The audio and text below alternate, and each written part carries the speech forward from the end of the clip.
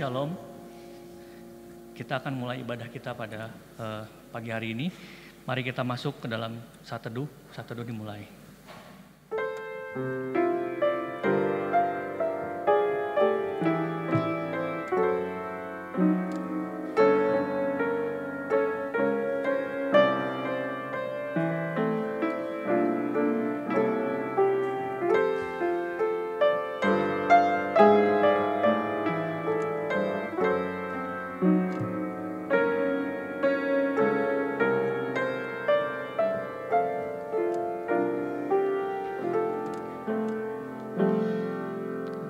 Saya undang untuk berdiri. Firman Tuhan berkata, Haleluya, bersyukurlah kepada Tuhan sebab Ia baik. Bahwasanya untuk selama-lamanya kasih setianya. Ingatlah aku ya Tuhan, demi kemurahan terhadap umat-Mu. Perhatikanlah aku demi keselamatan daripadamu. Pertolongan kepada kita adalah di dalam nama Allah yang menjadikan langit dan bumi. Turunlah kiranya atas kita sekalian anugerah dan sejahtera daripada Allah Bapa dan daripada anaknya Yesus Kristus. Amin. Dengan tetap berdiri mari kita menyanyi lagu dari NKI nomor 195 bait yang pertama sampai dengan yang kedua.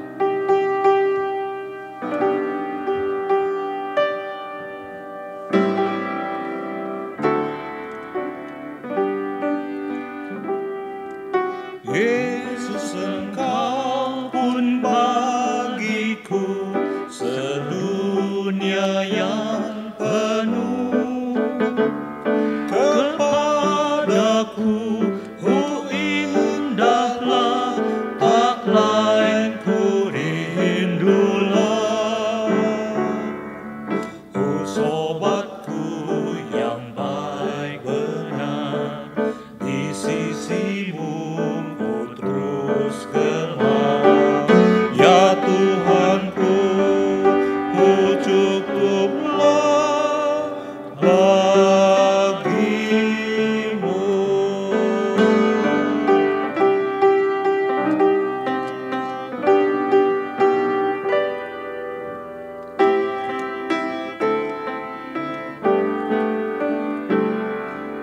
Yesus Engkau penghiburku di duka dan bela.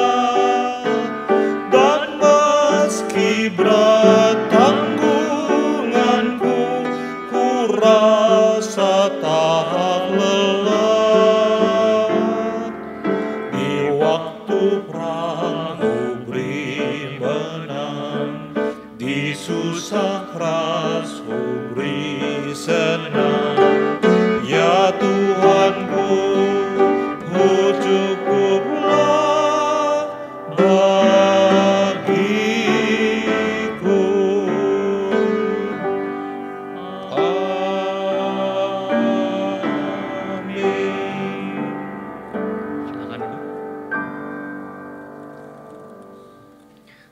berdoa. Bapa kami yang di surga, dengan kasih-Mu Engkau telah menjadikan kami, dengan kasih-Mu Engkau telah menjaga kami, dan dengan kasih-Mu Engkau juga hendak menjadikan kami sempurna. Dengan rendah hati kami mengaku bahwa kami tidak mengasihi-Mu dengan segenap hati, roh, jiwa, dan seluruh hidup kami. Kami juga tidak mengasihi sama kami manusia, sebagaimana Kristus telah mengasihi kami. Memang Engkau di dalam kami, tetapi keinginan daging kami telah membuat kami lupa akan kehendak-Mu. Ampunkanlah kami Bapa, tolonglah kami, agar kami bertobat dari dosa-dosa kami dan dari hidup kami yang salah. Pimpinlah kami dengan Roh-Mu, agar kami dapat berlaku seperti yang Engkau kehendaki, sehingga kami dapat masuk ke dalam kemuliaan-Mu yang sempurna. Demi Yesus Kristus Tuhan kami yang telah mengajarkan kami berdoa. Bapa kami yang di surga, dikuduskanlah nama-Mu, datanglah kerajaan-Mu, jadilah kehendak-Mu di bumi seperti di surga. Berilah kami pada hari ini makanan kami yang secukupnya. Ampunilah kami akan dosa kami, seperti kami juga mengampuni orang bersalah kepada kami. Dan janganlah membawa kami ke dalam pencobaan, tetapi lepaskanlah kami daripada yang jahat. Karena Engkau-lah yang mempunyai kerajaan dan kuasa dan kemuliaan sampai selama-lamanya. Amin. Kembali kita memuji Tuhan, mari kita angkat pujian dari NKI nomor 165, bait yang pertama dan ketiga.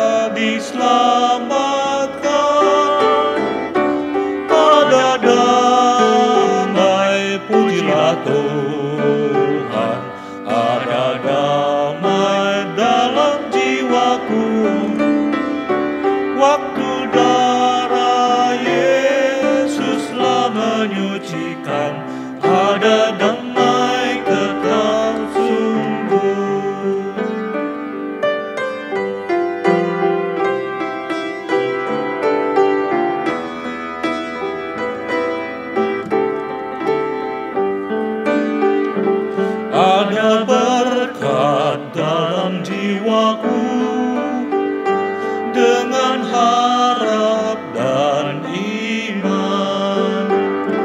Buah roh bertambah sepenuh, berkenankan Tuhan. Ada damai, pujilah Tuhan. Ada damai dalam jiwaku. Waktu darah Yesuslah menyucikan, ada damai tetap sungguh.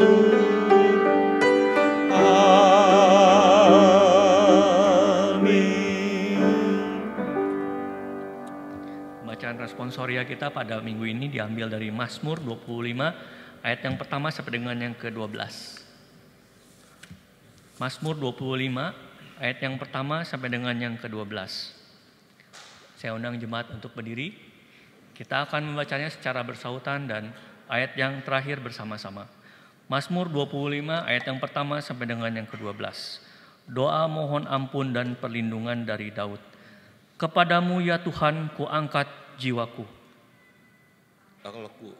Kepadamu aku percaya, janganlah kiranya aku mendapat malu, janganlah musuh-musuhku beria-ria atas aku.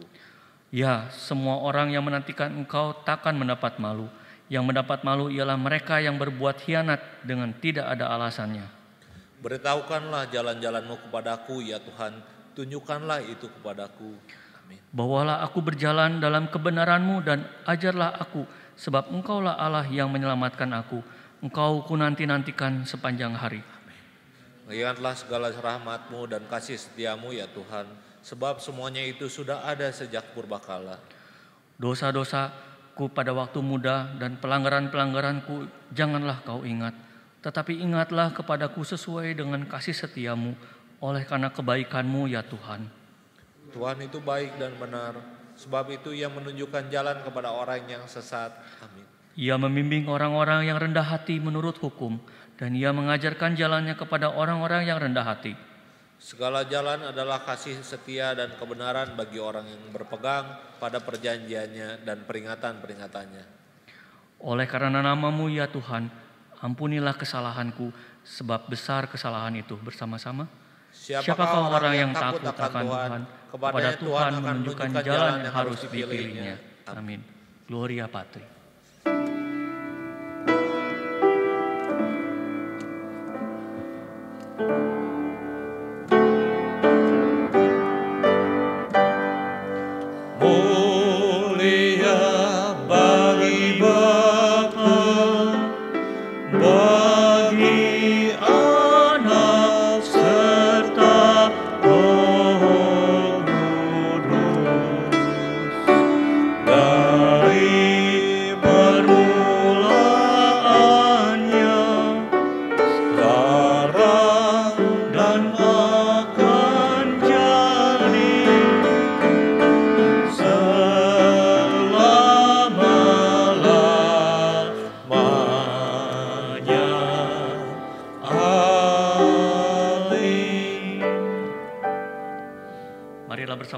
Kristiani di seluruh dunia, kita mengikrarkan pengakuan iman kita. Hendaklah masing-masing kita berkata demikian. Aku percaya kepada Allah, Bapa yang Maha Kuasa, Khalik langit dan bumi, dan kepada Yesus Kristus, Anaknya yang tunggal Tuhan kita, yang dikandung daripada Roh Kudus, lahir dari Maria, yang menderita di bawah pemerintahan Pontius Pilatus, disalibkan, mati dan dikuburkan, turun ke dalam kerajaan maut. Pada hari yang ketiga, bangkit dari antara mati, naik ke surga, duduk di sebelah kanan Allah, Bapa yang Maha Kuasa, dan akan datang dari sana untuk menghakimi orang yang hidup dan yang mati. Aku percaya kepada Roh Kudus, Gereja yang kudus dan am, persekutuan orang yang kudus, pengampunan dosa, kebangkitan daging dan hidup yang kekal. Amin. Silakan duduk. Sebagai nyanyian pengantar doa syafaat yang akan dipimpin oleh Bapak Pendeta Dedi Prasetyo, kita menyanyi lagu dari NKI nomor 185 bait yang pertama dan kedua.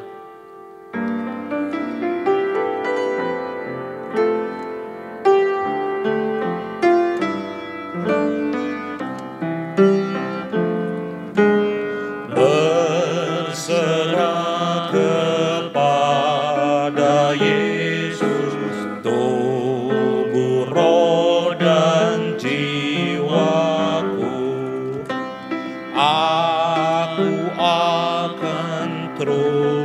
percaya dan tetap besertamu.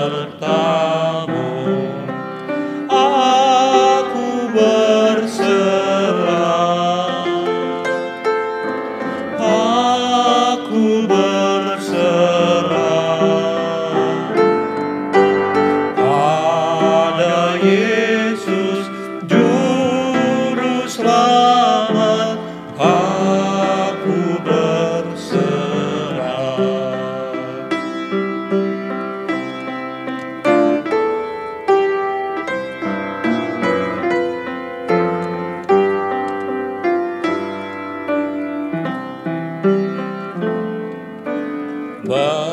Berserah kepada Yesus, aku sujud padanya.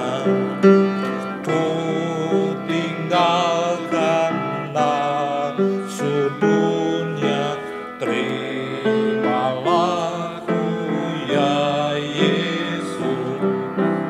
Aku berserah, aku berserah pada Yesus Juru Selamat. Aku berserah.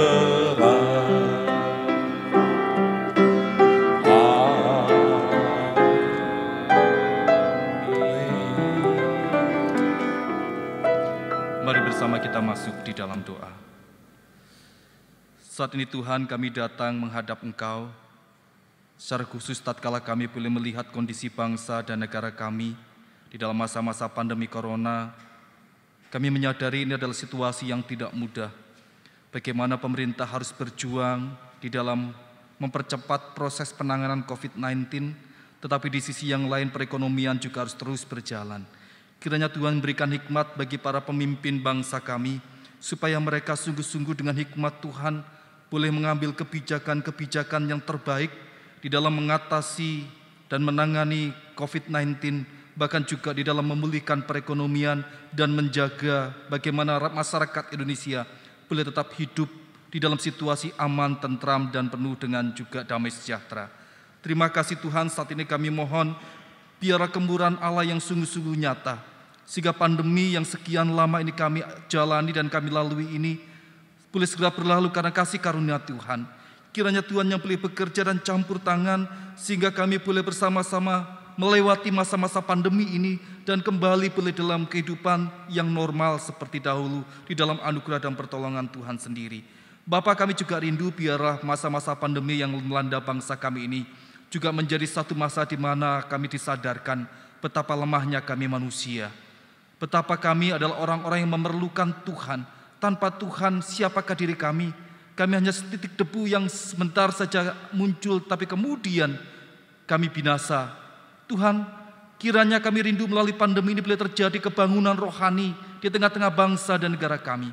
Semakin banyak orang yang sungguh-sungguh mencari Tuhan, semakin banyak orang yang menyadari bahwa mereka memerlukan Tuhan, semakin banyak orang menyadari bahwa kami adalah manusia yang penuh dengan keterbatasan. Kami fana, tetapi kami memiliki Allah yang besar. Ajar kami itu terus bergantung penuh hanya di hadapan Tuhan.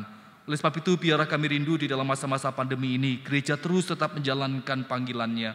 Kami boleh memberitakan Injil bagi jiwa-jiwa di sekitar kami.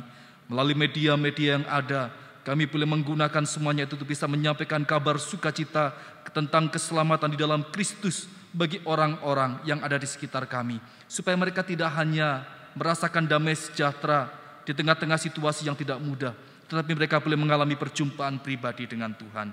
Bapak, kami tetap menyerahkan untuk gereja Tuhan di tempat ini, GMI Bandung Barat. Biarlah Tuhan yang menolong baik gereja induk di tempat ini maupun juga pos Padalarang, pos Sendawar maupun juga Balikpapan. Tuhan yang menolong supaya kasih pemeliharaan Tuhan terus menyertai akan gereja Tuhan. Engkau memberkati setiap hamba-hamba Tuhan dan para majelis yang bekerja bersama-sama melayani di dalam membangun pekerjaan Tuhan. Engkau berikan hikmat dan sukacita. Engkau berikan mereka kebersamaan dan juga hikmat Tuhan untuk bisa senantiasa memikirkan bagaimana menggembalakan jemaat Tuhan di tengah-tengah masa yang tidak mudah ini. Dan kami rindu biar jemaat Tuhan tetap senantiasa bertumbuh di dalam iman pengharapan kepada Tuhan. Mereka tidak tawar hati karena kesulitan hidup yang mereka alami saat ini. Tetapi mereka tetap melihat bagaimana Allah campur tangan dan bekerja dalam hidup mereka. Kau berikan mereka kesehatan, kekuatan, dan penyertaan.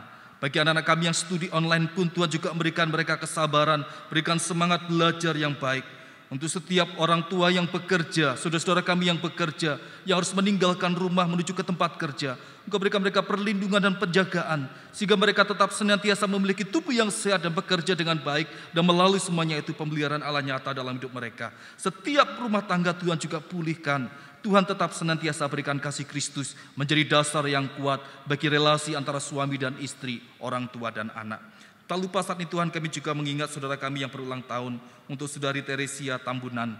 Kiranya Tuhan juga menolong supaya pengalaman bersama dengan Tuhan membawa dia semakin hidup berserah penuh di hadapan Tuhan. Engkau yang memberkati studinya, Engkau memberkati juga masa depannya, Engkau memberkati imannya sehingga dia bertumbuh di dalam pengenalan yang benar akan Tuhan. Kami juga mengingat untuk Ibu Doni Roliana Sianturi. Engkau telah memanggil suaminya. Tuhan, kami secara manusia tidak tahu penghiburan apa yang dapat kami berikan kepada dia. Tetapi kami memiliki Allah sumber penghiburan yang sejati. Kiranya Roh Kudus yang sungguh-sungguh memberikan penghiburan bagi anakmu ini. Supaya sepeninggal suaminya dia tetap senantiasa merasakan kekuatan Tuhan. Naungan Tuhan dan pelukan Allah itu nyata dalam hidupnya. Memberikan dia kekuatan dan semangat baru untuk terus maju. Kiranya Tuhan terus memberikan pemeliharaan bagi Ibu Doni Ruliana dan juga untuk ketiga anaknya. Supaya mereka tetap senantiasa merasakan campur tangan Tuhan yang menaungi dan memberkati mereka. Terima kasih Tuhan. Inilah doa dan syafaat kami yang kami naikkan di dalam nama Tuhan Yesus Kristus. Amin.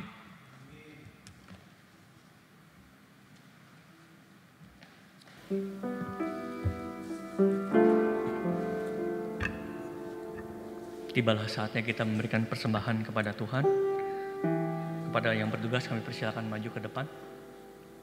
Berkat Tuhan mari hitunglah, kau kan kagum oleh kasih-Nya.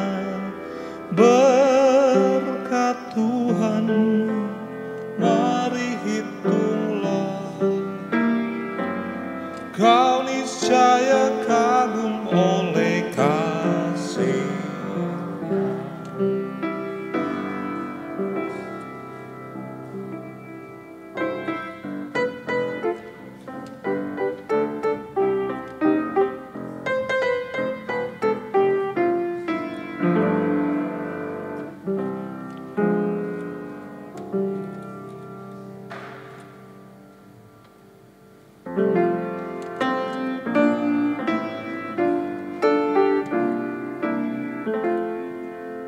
Mohon Tuhan memberkati persembahan kami ini, agar dapat digunakan untuk kemuliaan Tuhan.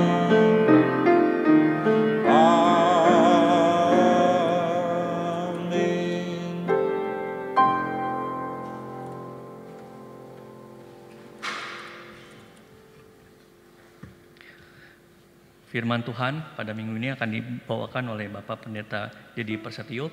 Mari kita persiapkan hati kita, mari kita menyanyi lagu dari NKI nomor 102, bait yang pertama dan yang ketiga.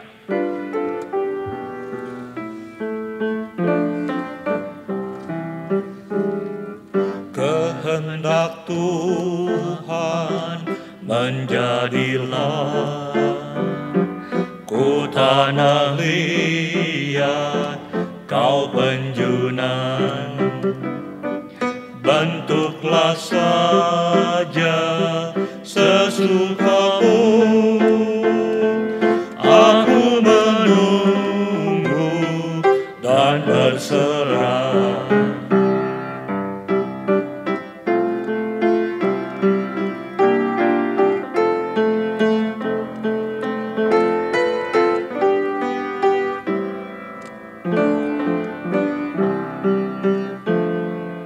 Kehendak Tuhan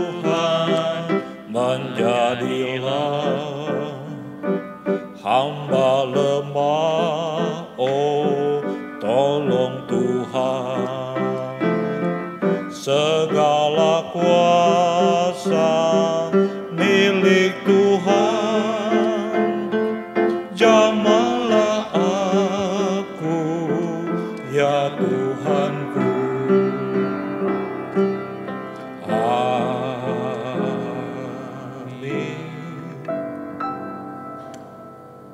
Mari kita berdoa. Bapa, kami bersyukur hari ini kembali kami mau bersama-sama membaca, mendengar, dan merenungkan kebenaran firman Tuhan. Kiranya hati yang senantiasa rindu untuk terus diisi oleh kebenaran firman Tuhan, menghidupi firman Allah dalam hidup kami sehari-hari, senantiasa berkobar dalam hati kami sebagai anak-anak Tuhan. Karena kami sadar firman-Mu itulah pelita bagi hidup kami, terang bagi jalan kami. Berikan kami telinga seorang murid, hati seorang hamba yang mau dengar-dengaran akan kebenaran firman Tuhan. Dalam nama Tuhan Yesus kami berdoa dan mengucap syukur. Amin. Selamat pagi sidang jemaat yang dikasihi oleh Tuhan. Kita bersyukur hari ini walaupun kita beribadah di rumah, kita boleh kembali bersama belajar dari kebenaran firman Tuhan. Saudara, saya mengajak kita membuka bagian firman Tuhan dari Lukas pasal yang ke-7. Lukas pasal yang ke-7 ayat yang pertama sampai ayat yang ke-10. Saya akan membacakan buat kita semua. Lukas 7 ayat 1 sampai ayat yang ke-10. Setelah Yesus berbicara di depan banyak orang, masuklah ia ke Kapernaum. Di situ ada seorang perwira yang mempunyai seorang hamba yang sangat dihargainya. Hamba itu sedang sakit keras dan hampir mati. Ketika perwira itu mendengar tentang Yesus, ia menyuruh beberapa orang tua-tua Yahudi kepadanya untuk meminta supaya ia datang dan menyembuhkan hambanya. Mereka datang kepada Yesus dan dengan sangat mereka meminta pertolongannya, katanya, ia layak engkau tolong, sebab ia mengasihi bangsa kita dan dialah yang menanggung pembangunan rumah ibadat kami. Lalu Yesus pergi bersama-sama dengan mereka. Ketika ia tidak jauh lagi dari rumah perwira itu menyuruh sahabat-sahabatnya untuk mengatakan kepadanya, Tuan, janganlah bersusah-susah, sebab aku tidak layak menerima Tuan di dalam rumahku. Sebab itu aku juga menganggap diriku tidak layak untuk datang kepadamu. Tetapi katakan saja sepatah kata, maka hambaku ini akan sembuh. Sebab aku sendiri seorang bawahan dan di bawahku ada pula prajurit.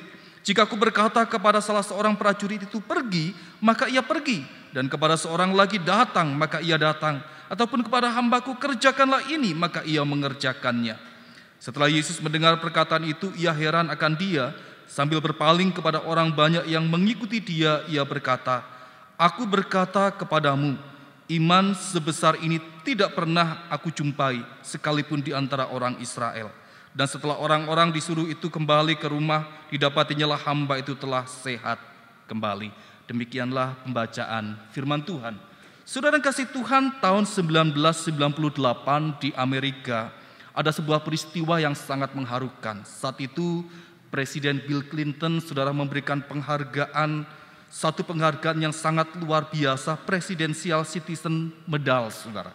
Satu penghargaan tertinggi kedua di Amerika yang diberikan kepada warga negara Amerika yang dianggap menjadi teladan yang baik bagi banyak orang.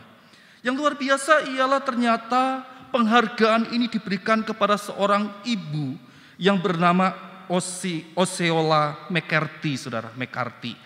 Osceola McCarthy ini adalah seorang ibu yang sangat sederhana. Bukan berasal dari keluarga yang berkelimpahan secara materi, bukan seorang yang punya kedudukan yang tinggi, tetapi seorang ibu yang sangat-sangat sederhana yang bekerja menjadi tukang cuci keliling. Peristiwa itu tentu membuat banyak orang bertanya apa jasa dari ibu ini. Kenapa hidupnya begitu dihargai oleh luar biasa oleh seorang presiden Amerika dan dia mendapatkan penghargaan seperti itu? McCarthy, saudara, adalah seorang ibu yang sejak kecil tumbuh dalam keluarga yang sederhana. Usia 6 tahun dia harus berhenti dari sekolah dan kemudian menjadi tukang cuci keliling. Dia diajarkan oleh kedua orang tuanya untuk selalu berhemat dan menabung. Sehingga setiap hari dari satu rumah ke rumah yang lainnya, dia mencuci dari satu keluarga ke keluarga lainnya dengan berjalan kaki menuju rumah tersebut. Sejak usia 6 tahun dia menyisihkan sebagian dari tabungannya itu, dari apa yang dia dapat, saudara, di dalam tabungan. Sampai kemudian akhirnya terkumpullah sejumlah uang, dan kemudian uang itu saudara didonasikan untuk mendukung beasiswa di sebuah perguruan tinggi, saudara. Jumlahnya $150.000. Saya coba hitung-hitung, saudara. Kalau dikurskan dengan kurs saat ini sekitar 14.500, maka itu total jumlahnya sekitar 2,175 M. Satu angka yang tidak kecil bagi seorang ibu, seorang pencuci baju keliling. Tetapi bagaimana saudara itu menjadi satu inspirasi bagi banyak orang tentang seorang ibu yang punya hati untuk mendukung dan hidup bagi orang lain. Untuk mendukung orang-orang di sekitarnya supaya mereka punya satu pendidikan yang layak. Saudara, itulah sebabnya Bill Clinton saat itu menganugerahkan penghargaan ini bagi Osceola McCarthy, saudara. Saudara kasih Tuhan, kalau kita menjadi seperti dia, betapa bangganya kita.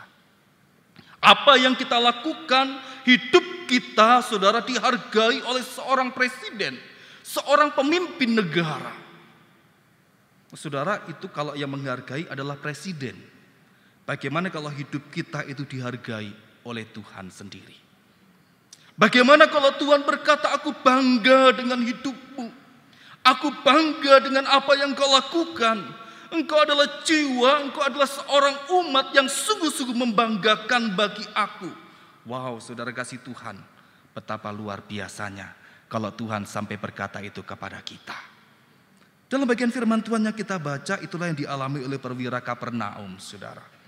Bagaimana firman Tuhan menegaskan dengan sangat jelas, Yesus begitu kagum. Dia begitu bangga dengan apa yang dilakukan oleh perwira ini, sehingga Yesus berkata, di antara bangsa Israel pun aku tidak menjumpai iman sebesar orang ini. Saudara kasih Tuhan, kita akan melihat bersama-sama sebetulnya apa yang dimiliki atau apa yang dilakukan oleh perwira Kapernaum ini. Seorang perwira Romawi di kota Kapernaum, sehingga Tuhan memuji hidupnya dan Tuhan bangga akan hidupnya. Yang pertama, saudara, dia adalah seorang perwira, dikatakan di situ, saudara. Di dalam bahasa Inggris centurion. Apa itu perwira, saudara? Seorang perwira pada waktu itu adalah dikatakan pemimpin prajurit Romawi. Dia adalah kepala pasukan 100. Kenapa dia bisa menduduki kedudukan sebagai seorang perwira? Rupanya orang ini adalah orang yang punya satu ketangkasan di dalam berperang. Punya keberanian. Seorang pemimpin perang yang sungguh-sungguh mau mengorbankan nyawanya untuk negaranya. Karena keberanian dan kepahlawanannya itulah, saudara, maka biasanya orang-orang seperti ini dipilih menjadi seorang perwira. Artinya, saudara, secara kedudukan dia punya posisi, satu posisi yang seharusnya membuat dia dihargai banyak orang. Orang akan memuji kepahlawanannya, orang akan memuji kepemimpinannya, orang akan memuji keberaniannya, dan bagaimana dia punya jiwa nasionalisme yang begitu luar biasa. Secara posisi dia punya potensi untuk dibanggakan, dihormati, dihargai oleh banyak orang. Yang kedua, dia bukan cuma seorang perwira, tetapi dia juga adalah seorang yang punya caring, saudara, terhadap orang-orang di sekitarnya. Punya satu kepedulian terhadap orang-orang di sekitarnya. Bahkan firman Tuhan menceritakan bagaimana dia punya satu kepedulian terhadap bawahannya, terhadap budaknya. Saudara yang kasih Tuhan, terkadang hari ini kita menjumpai bahwa pembantu, saudara, atau pekerja-pekerja kasar itu diperlakukan sama seperti barang. Terkadang, saudara, seorang pembantu atau pekerja rumah tangga, ketika mereka masih sehat, masih muda, saudara, mereka akan begitu luar biasa dipakai. Tetapi ketika sudah mulai usia lanjut, mulai sakit-sakitan, tidak jarang majikannya berkata, sudahlah kamu pulang saja, sudah cukup kamu bekerja. Kenapa, saudara? High cost, mahal biayanya. Apalagi kalau sudah sakit-sakitan masuk rumah sakit, berapa besar biayanya. Sehingga akhirnya, saudara, kita memperlakukan mereka, saudara, seperti barang yang kalau masih bagus dipakai, tetapi kalau kemudian akhirnya itu memberatkan kita, dibuang, ditendang. Nah, kalau kita bersama melihat konteks pada waktu itu, hal seperti ini juga seringkali terjadi. Budak pada waktu itu disamakan posisinya seperti barang dan bukan manusia. Seorang majikan berhak melakukan apa saja terhadap seorang budak. Budak tidak punya hak untuk menuntut keadilan terhadap perlakuan tuannya. Seorang budak harus siap ketika tuannya mungkin memperlakukan dia dengan kasar, menyiksa dia. Bahkan ketika nyawanya diambil pun seorang budak tidak bisa menolak. Karena apa? Dirinya, hidupnya itu adalah milik tuannya dan sudah dibeli oleh tuannya.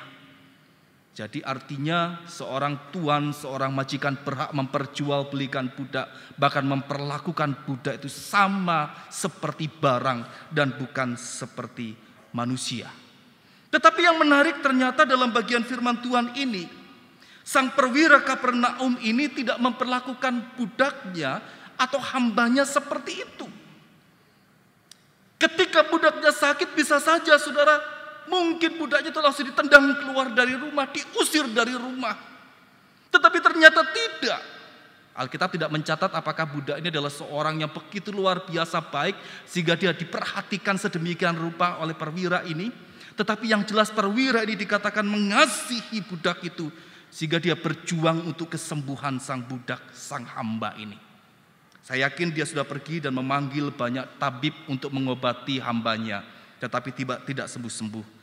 Sehingga tatkala dia mendengar Yesus datang ke kota Kapernaum itu, maka kemudian dia menyuruh dan dia meminta bantuan tua-tua Yahudi untuk meminta pertolongan kepada Yesus. Perjuangan seorang tuan kepada budak yang seharusnya tidak layak mendapat perlakuan seperti itu, tidak layak diperhatikan seperti itu karena dia adalah seorang budak. Saudara, bagaimana kita melihat perwira Kapernaum ini punya satu caring yang luar biasa terhadap orang-orang kecil, bahkan terhadap bawahannya yang sebetulnya tidak layak untuk dikasihi sampai seperti itu. Apa yang dia lakukan itu tentu membanggakan banyak orang. Apa yang dilakukan itu sungguh menjadi satu teladan yang luar biasa yang bisa membuat orang kagum dan menghargai sikapnya. Bukan cuma sana, yang ketiga, dia juga adalah seorang yang dermawan, saudara. Seorang perwira yang dermawan. Alkitab mencatat dia adalah orang Romawi. Tetapi kemungkinan besar dia adalah seorang proselit, saudara, orang Romawi. Orang bukan Yahudi atau non-Yahudi yang kemudian menjadi seorang pemeluk agama Yahudi. Bagaimana ketika kemudian dia menjadi seorang yang memeluk agama Yahudi, dia punya satu relasi yang dekat dengan para tua-tua Yahudi. Sehingga ketika dia mendengar Yesus datang ke Kapernaum, maka dia meminta bantuan tua-tua Yahudi ini untuk menghadap Yesus, meminta pertolongan kepada Yesus. Dan tua-tua Yahudi mereka pergi. Kenapa mereka punya relasi yang dekat? Kenapa perwira ini juga dihargai oleh para tua-tua Yahudi? Saudara bisa membaca di sana, ternyata dia adalah seorang yang sangat dermawan, yang senantiasa memperhatikan orang-orang Yahudi, bahkan mendukung pembangunan rumah ibadat mereka. Dia bukan orang Yahudi, tetapi dia merelakan sebagian dari hartanya untuk mendukung pembangunan rumah orang Yahudi. Seorang yang memperhatikan pekerjaan Tuhan. Sehingga akhirnya dia dihormati oleh orang-orang Yahudi. Bahkan tua-tua Yahudi pun menghormati dia. Kedermawanan yang luar biasa yang membuat dia menjadi seorang yang dihargai dan dihormati oleh orang-orang di sekitarnya. Nah, saudara kasih Tuhan, coba kita akan bersama-sama simpulkan dari sini. Secara manusia, perwira ini adalah perwira yang layak menjadi idola. Dia layak dihormati, dia layak dihargai karena kehidupannya. Dia layak dikagumi bukan cuma karena posisinya yang luar biasa, karena keberhasilan dan kepahlawanannya sebagai seorang prajurit, tetapi dia juga adalah seorang yang punya care terhadap orang-orang di sekitarnya, kepedulian terhadap orang-orang kecil, bahkan kedermawanan yang luar biasa. Dia peduli dengan pekerjaan Tuhan. Peduli dengan gereja kalau zaman sekarang, saudara. Secara manusia, sudah sepantasnya orang kagum dengan hidupnya. Secara manusia orang kan memuji dirinya. Tetapi yang menarik dalam bagian firman Tuhan ini, saudara, ternyata bukan hal-hal ini yang dipuji oleh Tuhan Yesus. Yesus tidak memuji dia karena kedudukannya, saudara. Yesus tidak memuji dia karena dia adalah seorang yang berhati baik. Yesus tidak memuji dia karena kedermawanannya, bukan. Saudara kasih Tuhan, dari sini kita bisa belajar bersama-sama. Kalau kita sebagai manusia seringkali berpikir dengan kedudukan kita, dengan kebaikan dan kesalehan hidup kita, dengan kepedulian kita terhadap sesama, dengan kedermawanan kita mendukung pekerjaan Tuhan, mendukung gereja, maka Tuhan akan bangga dengan hidup kita. Maka mungkin kita harus berpikir ulang, jangan-jangan apa yang kita pikirkan itu adalah sesuatu yang salah. Kenapa, saudara? Kalau Tuhan memuji kita karena tindakan-tindakan seperti itu, saudara-saudara, kita harus ingat bahwa hal seperti itu sangat mudah untuk dimanipulasi. Berapa banyak orang punya jiwa kedermawanan, punya kepedulian terhadap orang-orang di sekitarnya, punya posisi yang luar biasa, dihormati oleh masyarakat, bukan karena dia adalah seorang pribadi yang sungguh-sungguh hidup takut akan Tuhan dan mengasihi Tuhan. Tetapi ada motif-motif yang lain. Saudara kasih Tuhan, hidup kita yang seperti itu tidak mencerminkan, tidak selalu mencerminkan kita ini adalah orang-orang yang sungguh-sungguh hidup takut akan Tuhan. Saya mengenal seorang bapak, saudara, yang luar biasa. Dia berjuang sejak muda sampai akhirnya dia bisa berhasil dalam pekerjaannya, secara ekonomi, bagaimana dia juga memperoleh kemapanan. Tetapi yang menarik ketika dia sudah berhasil secara ekonomi dan juga di dalam pekerjaan, dia begitu peduli dengan saudara-saudara dan keluarga besarnya. Apa yang dia lakukan? Keponakan-keponakan dia dibiayai untuk kuliah. Setelah kemudian mereka lulus kuliah, dia menyediakan dan membantu modal bagi keponakannya untuk bisa membuka usaha, buka toko dan sebagainya. Sehingga akhirnya banyak keponakannya berhasil di dalam usaha mereka dan itu bisa mengangkat perekonomian keluarga besarnya. Seorang yang punya caring luar biasa terhadap saudara-saudaranya. Tapi dia bukan orang yang mengenal Tuhan. Dia bukan orang Kristen. Di dalam beberapa kesaksian gereja-gereja yang membangun, saya mendengar termasuk juga kesaksian gereja kami ketika kami membangun gedung sekolah minggu sekitar tahun 2007 yang lalu. Ternyata orang-orang yang dipakai Tuhan untuk mendukung di dalam pemenuhan dana pembangunan bukan hanya orang Kristen, bahkan termasuk orang-orang yang tidak kenal Tuhan. Bukan orang percaya, tetapi mereka digerakkan oleh Tuhan untuk membangun bersama-sama, untuk mendukung pembangunan rumah Tuhan.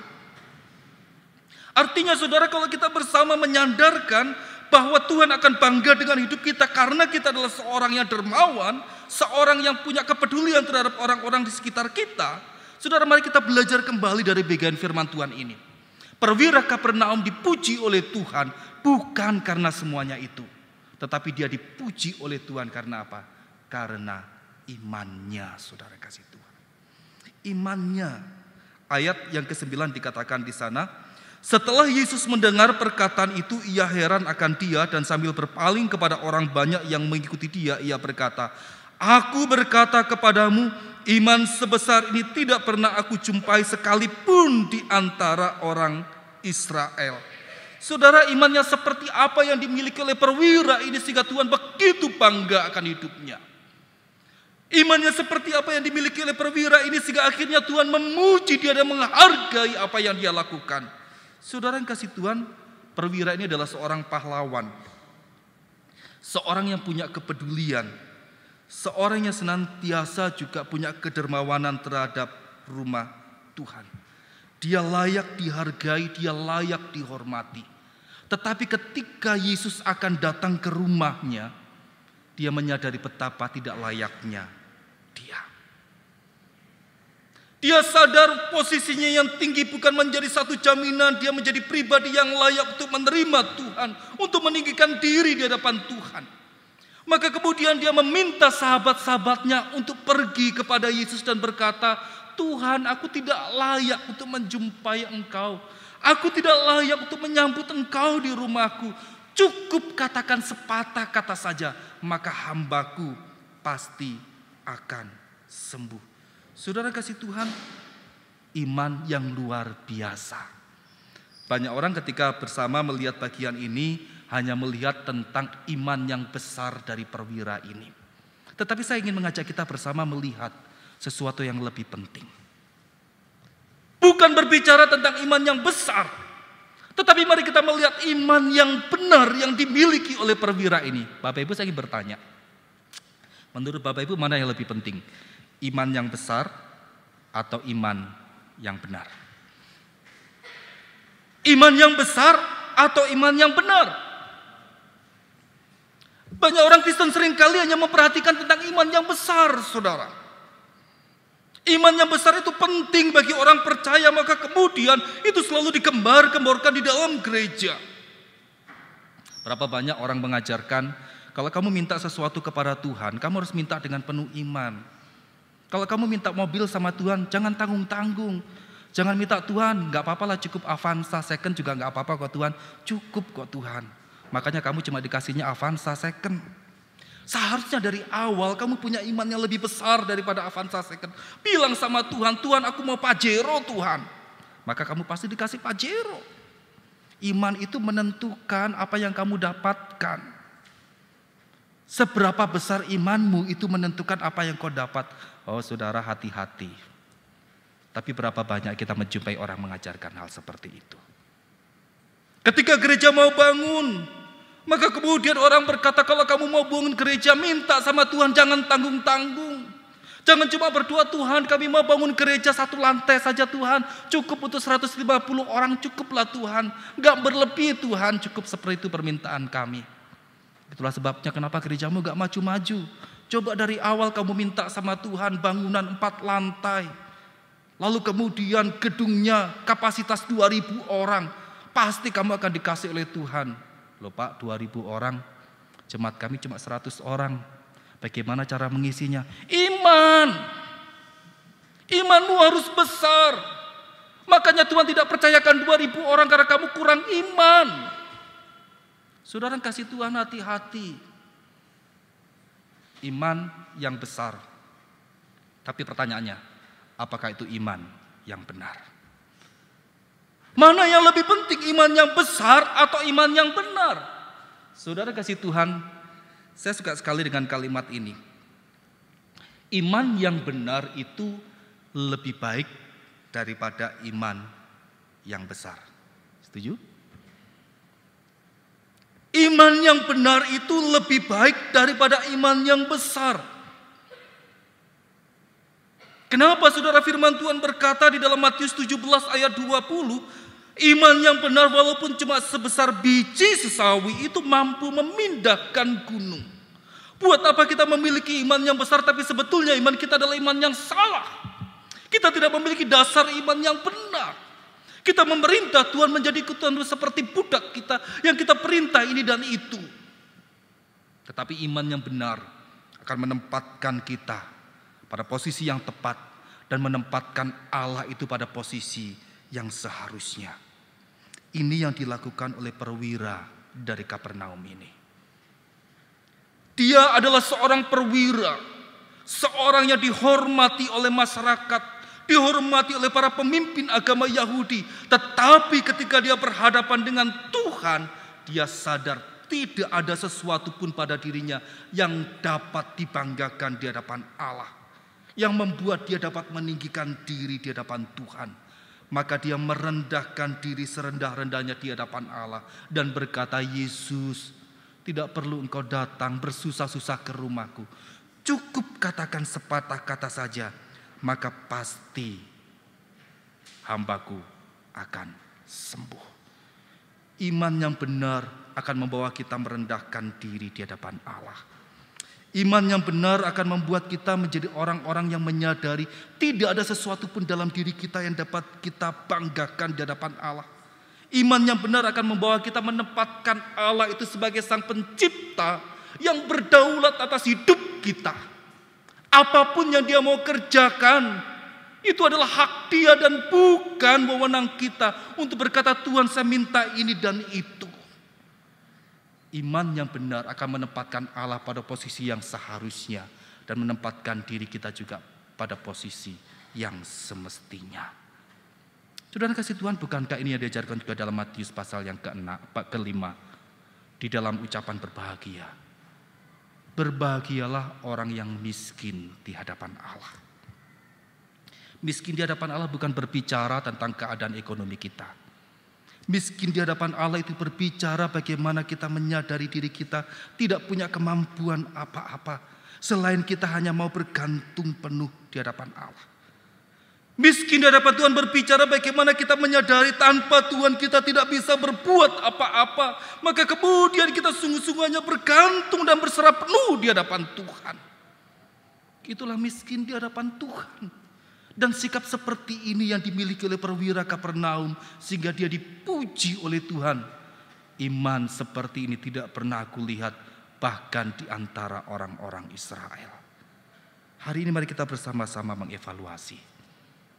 Apakah kita juga memiliki iman yang benar seperti itu? Mungkin kita adalah seorang yang secara pendidikan begitu tinggi. Kita punya gelar S2 bahkan S3. Tetapi orang yang sungguh-sungguh menyadari Allah itu adalah Allah yang patut dia sembah dan dia permuliakan. Sebagai seorang yang menyadari dirinya adalah orang yang miskin di hadapan Tuhan, maka kita tidak akan menyandarkan apa yang kita putuskan dan segala keputusan yang kita ambil itu berdasarkan hikmat dan kepandaian kita. Bagaimana kita tetap senantiasa memohon anugerah Tuhan memberikan kita hikmat tatkala kita mau melangkah, tatkala kita mau mengambil sebuah keputusan, tatkala kita akan bertindak, bukan kepandaian, tetapi hikmat Tuhan. Seorang yang memiliki iman yang benar, dia tidak menjadikan kedudukan dan kekayaannya itu menjadi andalan di dalam hidupnya untuk menyelesaikan segala masalah hidup. Dia tidak akan pernah berpikir bahwa dengan kedudukannya yang tinggi, dengan apa yang dia miliki, segala sesuatu dapat dia selesaikan. Sehingga kemudian dia menjadi pribadi yang tidak memerlukan Tuhan. Bukankah itu yang diajarkan dunia saat ini? Kalau engkau punya posisi tinggi, engkau punya koneksi dengan orang-orang yang kuat secara kedudukan, maka segala sesuatu pasti beres. Kalau engkau punya duit, apa yang tidak bisa diselesaikan oleh uang? Masalah seberat apapun beres dengan duit. Saudara, orang yang miskin di hadapan Allah, yang memiliki iman yang benar, bukan mengandalkan kedudukan atau hartanya. Tetapi dia menyadari, dia memerlukan Tuhan. Dan dia senantiasa hanya berserah dan bersandar kepada Tuhan. Seorang yang miskin di hadapan Allah dan senantiasa memiliki iman yang benar, maka dia senantiasa juga menyadari segala perbuatan baik yang dia lakukan, segala kesalehan hidup yang dia lakukan, kedermawanan sudah dia kerjakan, bukan menjadi satu alasan untuk Tuhan memenuhi segala permintaan dia. Tidak bisa kita berkata, Tuhan, saya sudah sumbang gereja loh Tuhan. Tuhan, saya sudah tolong si A, si B, si C, sehingga ketika mereka mengalami kesulitan ekonomi, mereka pada akhirnya tertolong dengan bantuan saya. Artinya Tuhan, kalau saya sudah melakukan semuanya itu, seharusnya saya punya nilai plus di hadapan Tuhan. Doa saya akan lebih didengar oleh Tuhan. Saya akan lebih diberkati oleh Allah. Saya sudah disediakan tempat yang istimewa di surga. Karena apa? Hidup saya lebih baik dari orang lain. Saya banyak melakukan amal dan perbuatan yang baik kepada orang-orang di sekitar saya. Saudara, itu bukan iman yang benar. Iman yang benar, dia tetap senantiasa menyadari. Sekalipun dia melakukan segala perbuatan baik, itu bukanlah sebuah nilai plus yang dapat membuat dia menjadi orang-orang yang diistimewakan oleh Tuhan. Dia tetap sadar bagaimana dia harus menghadap Tuhan, berdoa di hadapan Tuhan, memohon kepada Allah dengan kerendahan hati sama seperti yang lainnya. Karena apa? Di hadapan Tuhan tetap kita adalah sama, orang berdosa yang tidak punya sesuatu yang dapat kita andalkan. Pertanyaannya hari ini, maukah kita menjadi pribadi yang dibanggakan oleh Tuhan? Kalau kita mau menjadi pribadi yang dibanggakan oleh Tuhan, milikilah iman yang benar. Iman yang benar itu jauh lebih baik daripada iman yang besar yang dikatakan oleh orang-orang pada zaman ini. Mari kita berdoa.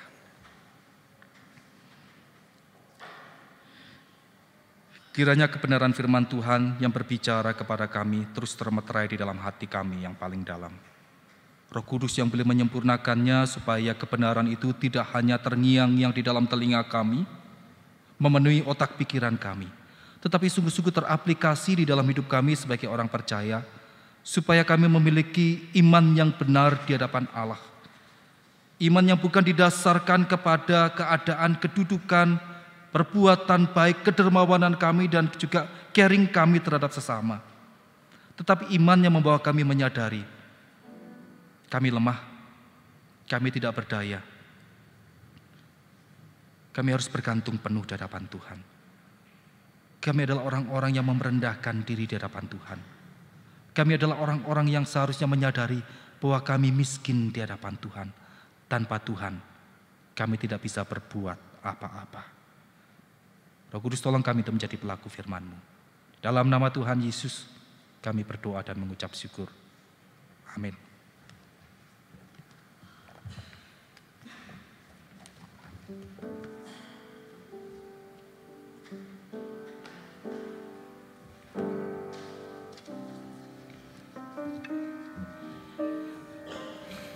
Mari kita sambut firman Tuhan sebagai lagu nyanyian penutup. Kita bangkit berdiri, kita menyanyi lagu nomor 212, bait yang pertama dan yang kedua.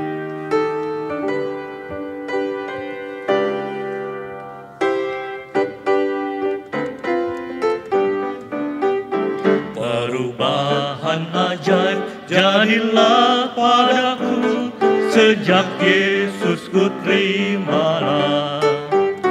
Ada terang dalam hati dan harap penuh, sejak Yesus ku terimalah. Sejak Yesus ku terimalah. Sejak Yesus ku terimalah. Sukacita di hatiku berlimpah. Sejak Yesus ku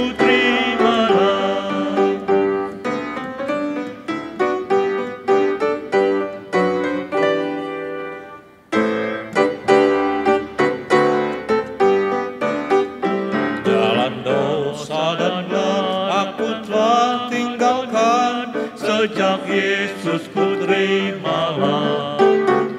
Dosaku hilanglah, darahnya sucikan, sejak Yesus ku terimalah. Sejak Yesus ku terimalah. Sejak Yesus ku terimalah. Sukacita di hatiku berlimpahlah.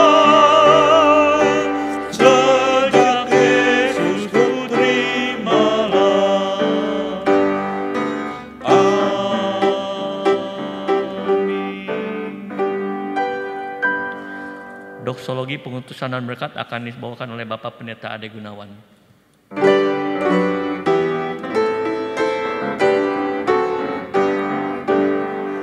Kepada Allah beri puji, serta kepada Al-Masih, Roh Kudus muliakan, berkuasa dan berkasihan.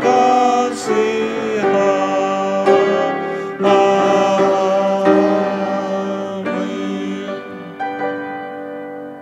Mari kita tunduk kepala dan mengarahkan hati kita kepada Tuhan untuk menerima berkat dari Tuhan.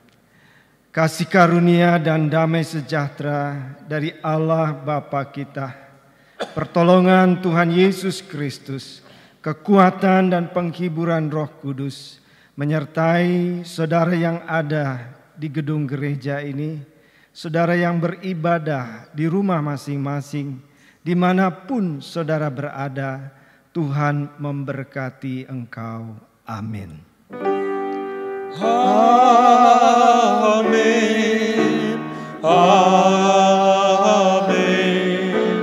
Amin.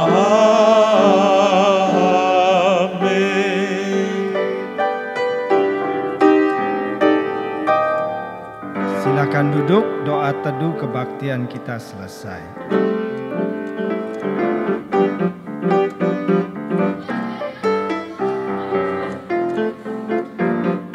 There in my heart a melody, Jesus whispers sweet and low. Fear not, I am with thee, peace be still.